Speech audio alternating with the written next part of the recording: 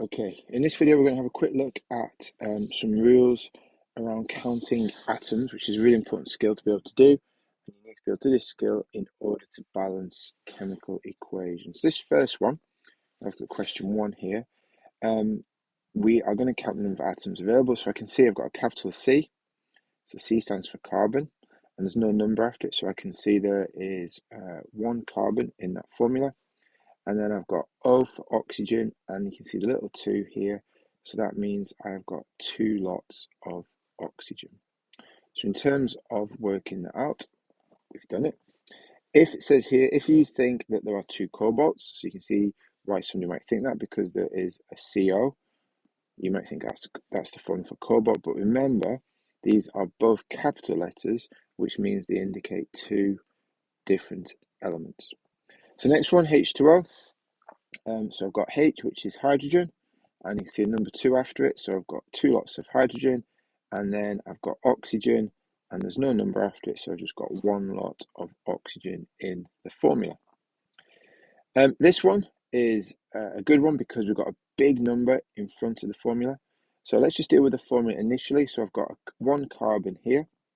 So I've got carbon, and there's 1 of them, but I must times that.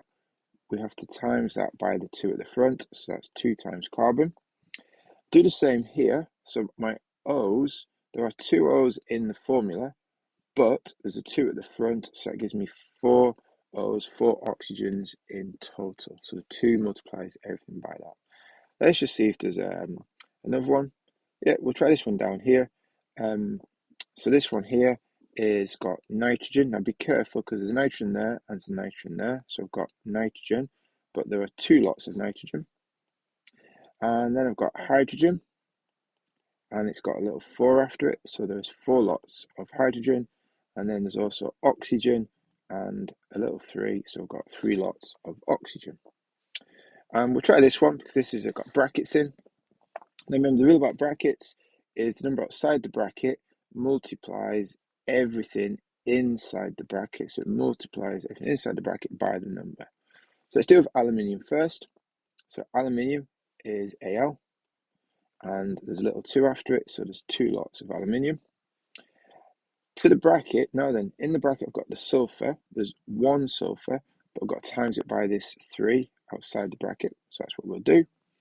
And there's also oxygen. Now be careful here because there's the 3 and there's 4 oxygens inside, so 4 times by 3 is 12 lots of oxygen in that formula.